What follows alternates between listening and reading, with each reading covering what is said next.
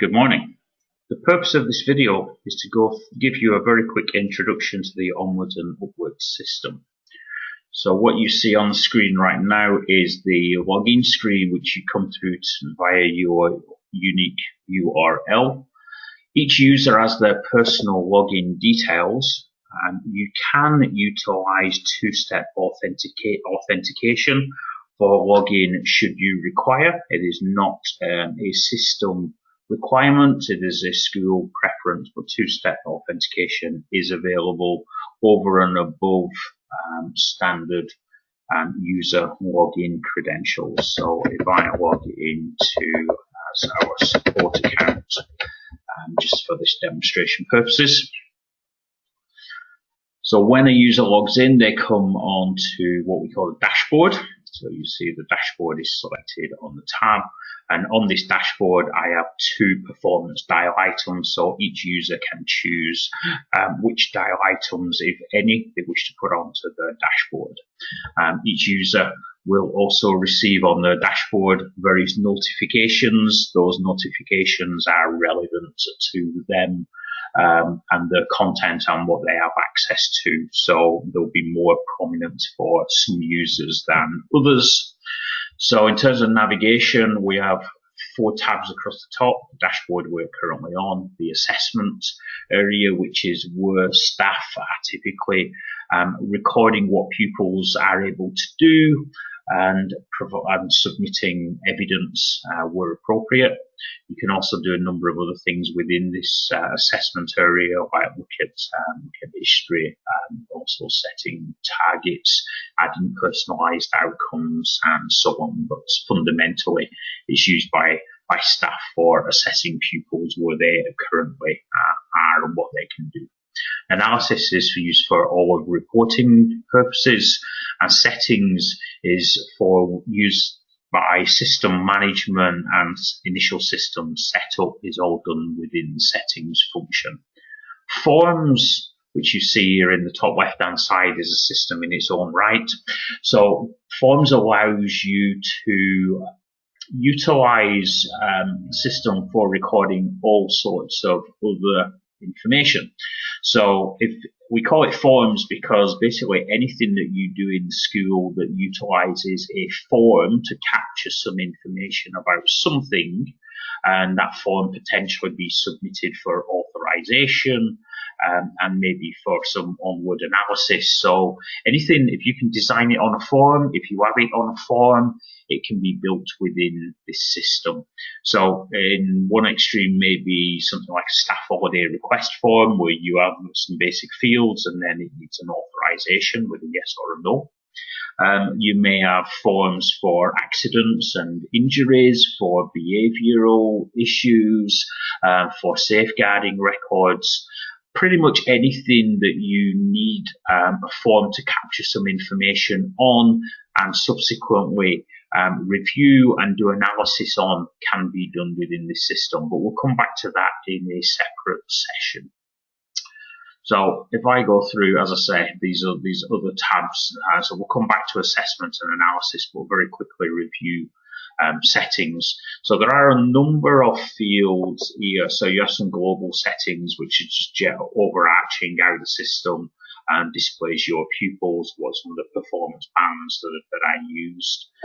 Users, as I say, users have a unique login, so you can very quickly add new users manually in the system, or you can import a list of users via an Excel spreadsheet.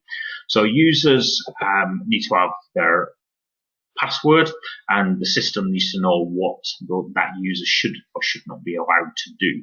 So to grant access for a particular teacher, you can either select which aspects of the system they should be able to access and which pupils or classes they should be able to access, or alternatively you can assign them to a user group. So if I look at the teacher user group in this example, they can record progress, they can fill in forms if forms exist, and they can do some analysis, but they can do very little else. If I look at the other extremely like. Look at the administrators group as we have it here. Administrators can do pretty much everything that possibly can be done in the system. But these groups can be, they don't have to have these three groups. You may have a teaching assistant group, or you may have whatever other groups you want. So you're in complete control of what users can access, what they can't access, and what they can do. Again, you can also create parent accounts. Parents, if you've granted them an account, don't get carte blanche ability to look around the system and look at whatever they want. What parents get access to is specific pieces of evidence that you choose to share with them. Okay, so we'll cover that in more detail when I look at the assessment aspects and adding evidence shortly. But you can communicate with parents via the system should you wish to utilize that functionality. I just flip to pupils. So again, pupils in the system, so we have the entire school. This is organized by class, but they could all be organized by year group and so on, whatever you wish to. So pupils have attributes, so name, unique pupil number, date of birth, what ethnicity, whether they're looked after children, SEN types, and you can also add customized fields should you wish. And you can also add a pupil photo, which is then visible within the system. So this is where you're generally managing the pupil information. You can get this content in there by adding pupils and editing pupils. You can also do an import. So if you're using Sims or something similar, you can export the data from Sims as frequently as you want and import it into the system. So when you do an import, what it does, it cross-checks the unique pupil number. If the UPN already exists, it will update the pupil's attributes if relevant. If a UPN does not exist, it will then create that pupil within the system. So very easy to manage. When pupils leave, you can archive those pupils, so information is not lost. It's still accessible via the system, but pupils that have left and archived are not generally visible to your staff throughout the system. So whilst we're in settings, we can also set up very simple or complex cohort groups as you wish. So you can set up a new cohort, define the parameters that you want. So, if you want year 8 pupils that are male and they're visually impaired, or whatever combinations that you want, you can create those groupings and then save that as a cohort for use within the reporting functions later. You can also manage targets within settings. So targets in the Onwards and Upwards system are specific, measurable expectations that you have of pupils. So we'll talk more about that when I'm in the assessment screen. But you can manage adding targets via an import and editing and deleting and so on targets within this area. The other aspects of the Onwards and Upwards system is the outcome, the learning outcomes themselves. What is it that you are going to be tracking and recording against? So in this example, we have some very simple content, such as pivots as learning areas within it, or subjects if you like to call them subjects, and within that there are levels, and within the levels there are the learning outcomes, which we sometimes refer to as I can statements. Some schools do refer to these I can statements as targets, which is sometimes quite interesting in terms of dialogue, but anyway, we call them learning outcomes or I can statements. So this learning outcome tree can contain whatever you want it to contain. So the content is not hardwired, it's not fixed, it is literally what you want to add. So it may be that you want to add your own learning outcomes that you've created within the school. It may be that you want to use some commercial package such as pivots. It may be that you want to utilize something that other schools are using. Okay, so within the ELP files, and I'll just go and look at this now, within the ELP files there are instructions on the full system functionality, so each aspect, including significant number of videos covering all aspects, but there's also a learning outcomes library. So this contains learning outcomes that are used by other Onwards and Upwards school community, and they've made them available for other schools to look at and potentially use. Now, there is a copyright notice on here. The fact that you have visibility of these does not give you an automatic right to use them. So you do need to make sure that you have the rights and the written and the permission from the relevant author to use this. And not to use the library, but to actually utilize the content yourself should you wish to. So let's have a look at some content. You can search for a particular school. Maybe you want to search for a particular school that's like you, or you can search for specific keywords. So if I look to search for move, for example, you can see that there are a number of schools there that are listed as having move within their system. So this example of a school here, so give you some general information about the school, where they are, who is the contact. So if you find that you want to use any of the content that is relevant to this school, what we ask you to do is certainly get in contact with the person that's named here and just seek their approval. As long as they say yes, then we can make that content available to you. So that you can edit and tweak it further yourself, or we can put it directly into your system. So if we just have a very quick look here, so they have a number of areas: communication and interaction, which includes PECs and listening and so on, what they call cognition and learning, which multitude of areas from reading through to science, through to eye gazing, routes for learning, and they have social, emotional and mental health. And they also have sensory and physical, which includes move. So this is representative of the structure, but as I say, you can have your own structure however you want. So within move, you see that this is the way that it is structured. So if you look at any of these aspects, you'll see the content of that. So those learning outcomes, if they are of interest to you, as I say, just contact the school. As long as they say yes, we'll make them available to you. So you're as a subscriber to Onwards and Upwards, you're at liberty to review the library and see who else is maybe using content that could be of interest to you.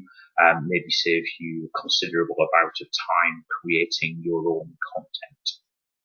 Okay, so this is the library. As I said, that's available in the ELP. The other thing that you can do within the outcomes tree is, whilst this content is general, you can also add pupil-specific personalised content. But we'll look at that next as we move into the assessment screen. Okay.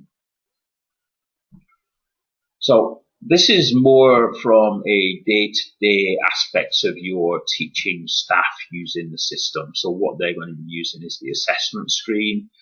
You see that your classes and pupils are structured as you've set them up in settings, and your outcome tree is structured how you set it up in settings.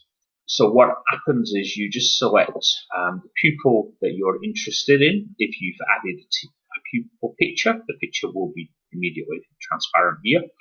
And what you start to see is the tree populating. So you see empty stars, show that there is no data. You see open gold stars, which shows that there is data present. And if you see a solid gold star, you'll see that there is data, or the threshold has been achieved, that particular aspect has been completed. Blue stars or blue, if you see those, there is an indication where historic data has been imported and still being utilized.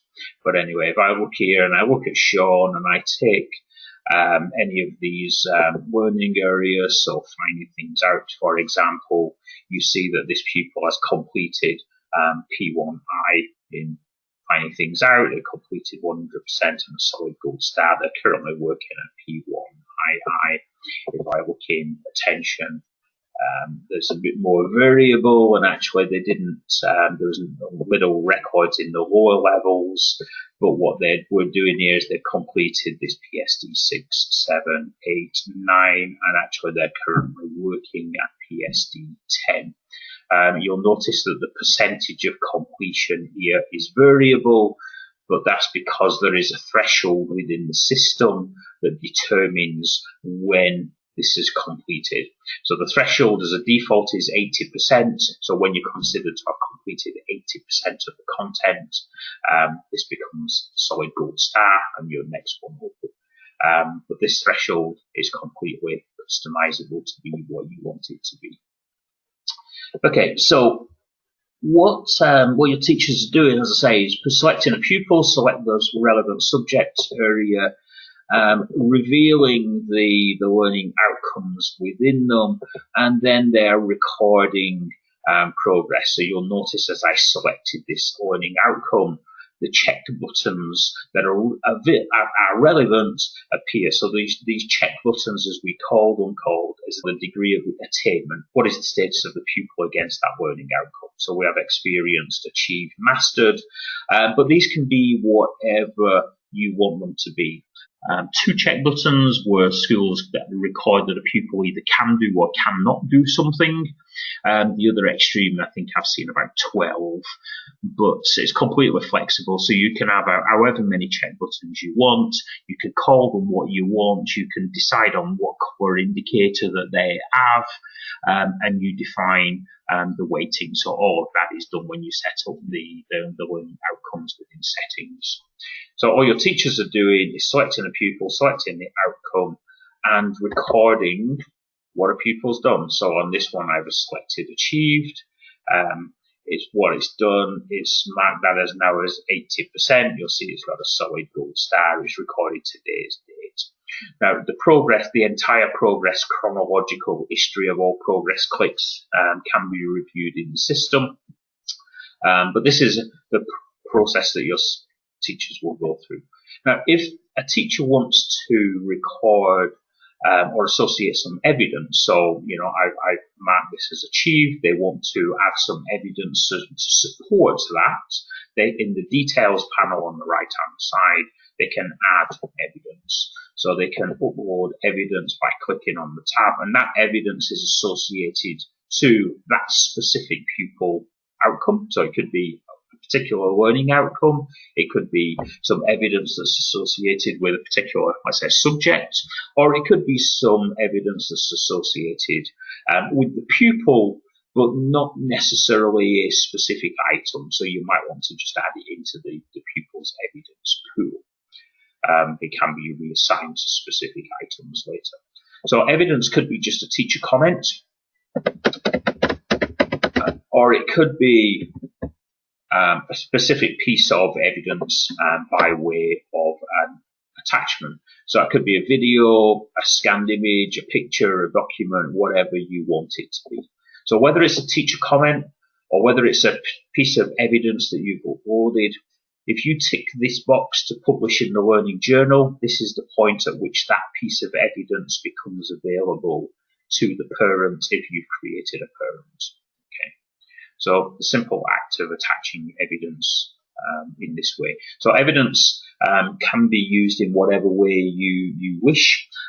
It could be utilized, in the way I described it here, but equally, evidence put into the pool could be used for pretty much any communication, whether it's a letter, whether it's a report, or whatever. So you're attaching it to that pupil, and if you wish, sharing it with a parent. Okay, so as I say, within this, we also have targets and we have a history tab, so we can add targets within this screen should we wish, but we'll look more at targets in a moment. So, as I said, this content that we have here, the outcomes we have here are general, so they're available to be used by any pupil or for any pupil, but there isn't an automatic assumption because that content is there. It needs to be used by a pupil. It is just generally available and can be used where relevant. What you can also do, so if I go and select a different pupil, what you can also add is personalized content. You'll notice when I clicked on Sean, we have this content, and when I clicked on Matthew, some additional content came into play. That additional content is because it is unique and personal to Matthew. So you can add learning outcomes. So this happens to be EHCP, but it can be whatever content you want it to be, which is pupil specific, and then the system is pulling that together. So when you're reporting on Matthew's performance, it's pulling together both the general, how he's doing in general content and how he's doing in his personalized content.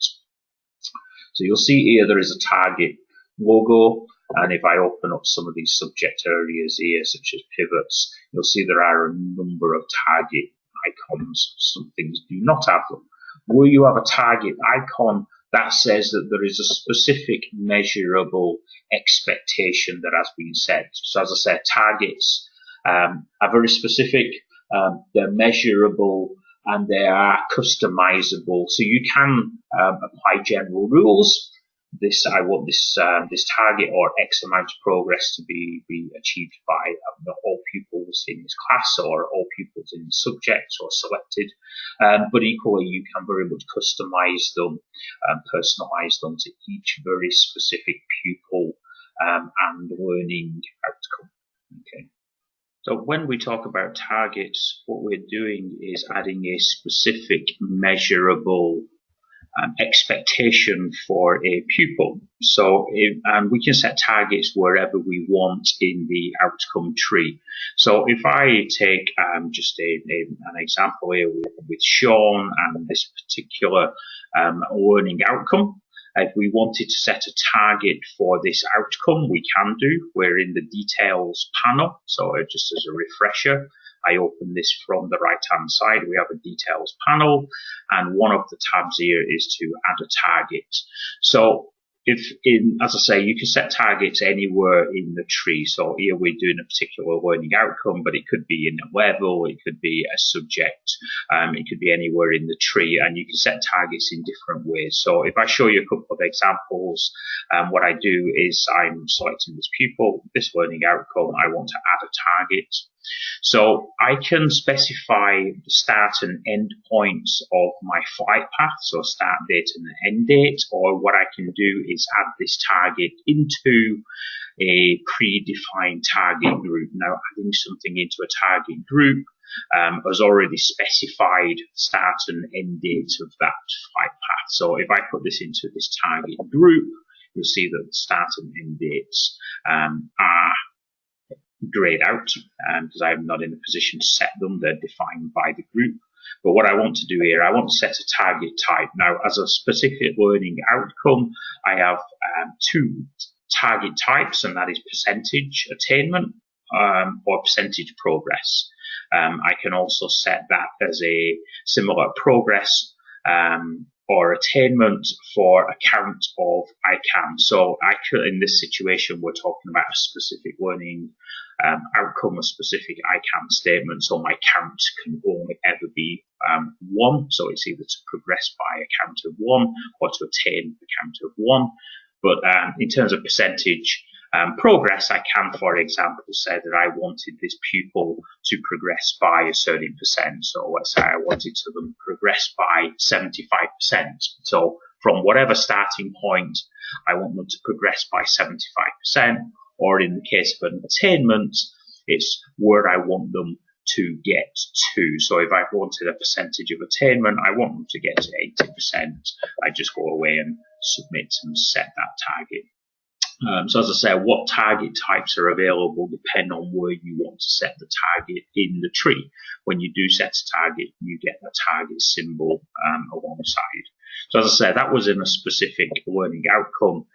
If I set a target in a subject area here in attention, what you'll see is that my target options, the type of targets, there are many more. So I can set a target, the percentage of level, so 50% of PSD 10, for example, or how many I can statements I've mastered in that particular, in any level, or linear progress. So you can say I can set targets as amount of progress, or count of I can statements that have been mastered within a particular level, or cumulative total within that particular subject. So as I say, you can set those targets anywhere you want to set them, at any branch in the tree. So in this example, I want to set for Sean in pivots, again, exactly the same, but here I'm looking at the cumulative amount in pivots. Pivots, of course, being a collection of subjects rather than a collection of levels. Okay, so whilst we won't dwell on targets any further, other than to say, as ever in the Onwards and Upwards system, what the system acts on is your selection. So whilst I showed you setting your targets for Sean Beardless, I can equally, if I want to set the same targets for everybody in class 1, or indeed everybody in the entire school, then whatever selection I make here, so if I take class 1 in attention, I want to have a target. I want to set I'll set this as a linear progress target, and I want to add, in this example, 50%. So I want everybody in class 1 to progress by half of a level, in effect, in this example, by 50% as a linear progress. Okay, so that's the approach. There is a separate video and more details in the help specifically on targets, but let's continue. So reports and the analysis screen. In the left-hand side, so there's a report screen that really is made of 3 areas. In the left-hand side, what I want to report on. In the middle part, which report type and what parameters. And then on the right-hand side, I get my results. So if I want to report on Matthew, I select Matthew. If I want to report on class 1, I select class 1. If I want to report on the entire school, I do that. If I want to report on my boys, I select the cohort that I selected. If I want to report on boys with autism, so they're working on you, whatever it is that you select in terms of your pupil selection, and that's the same with your outcome selection. So if I want to just report on Matthew and EHCP, then I can do that. If I want to report on Matthew and how he's doing on everything in the entire school, then I can do that by doing this. Okay. So I select which report I want to report on. I'll do progress summary. This is literally where this pupil is right now. So I'm going to do Matthew, everything in the entire school, but I want to report just on the things where a target has been set, where I set an expectation. Okay, so I'm going to run this report. So my report comes back on the right-hand side. It looks a little bit squashed, but by clicking on this triangle, I can make the report full screen. Okay, so this report's giving me a lot of data. So it's reporting for Matthew, for all of the learning outcomes. It shows me where the pupil's baseline is, where their current attainment is, how much progress has been made, and this presented in several different ways, which is why you have so many columns. And the colour that you see is representative of the performance versus target. So the system has 4 bands as default, which go from purple, outstanding, which is purple, green, yellow, and red. Purple being outstanding, in other words, they're exceeding their flight path, they're higher than they need to be. Green is that they're on track.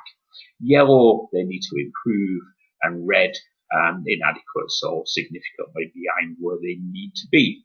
So it's very visual, but you can also, what you can also do on this report is switch on or off the columns that you want to see. So I do want to see the text description, but let's say I don't want to see these columns for the time being. Okay, but I do want to see where he should be now, and I do want to see his actual end target, and I do want to see when this was last updated. So you can switch on and off the columns that are relevant to you, to the ones that you want to see. As I said, these performance bands are completely customizable. So the colors, the textualized description, and the actual band around the target that defines which one they're in, you can customize to your needs. So this, as I said, we have colors that change. You don't have to have 4, you could have 3. I'll just give you an example. We have some schools now that have changed and they're using like bronze, silver, gold as their colours, and they don't use good, outstanding. We have other schools that use working below, on track, working above, so more generalised. So they can be whatever you want them to be. If I go and flip to another type of report, I should have mentioned that you can output any of these reports as a PDF or export the data to Excel as a data table. So if I go and run, for example, a trend graph in this example, what I'll do, I'll just look at something like attention.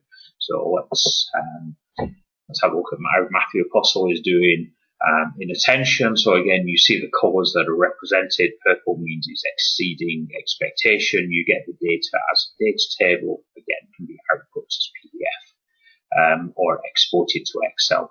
The date points that you see on this graph are what we call snapshots, but in essence, they're your key reporting points, so or data drops or whatever you want to call them. We call them snapshots. So you can take snapshots as often as you want, but typically the time to make them is when your data is up to date. So maybe the end of every term or every half term if your records are updated that frequently. Okay, so this gives you another type of report. We have things like a scorecard. Now, a scorecard allows you to analyze the data in a multitude of different ways. Now, again, if I look at class 1, I look at pivots, I look at my subjects, and you say I want to see this split by gender. So you can group these in whichever way you want to do it. So you can see that I have performance, a lot of, see my split between my male and female, and the performance of the items, the way they are assessed. So I can do this by multiple splits. I can organize it however I want to. I can look at it by outcome or by pupil and so on. So it's a very powerful and quick way of analysing data by cohort. But I should also emphasise, don't forget, you still do also have your own cohort groupings that you may want to report on. So we have an attainment grid. We also have things like the dial. So if I run a dial, I'll do this for Matthew, and I'll do it in pivots.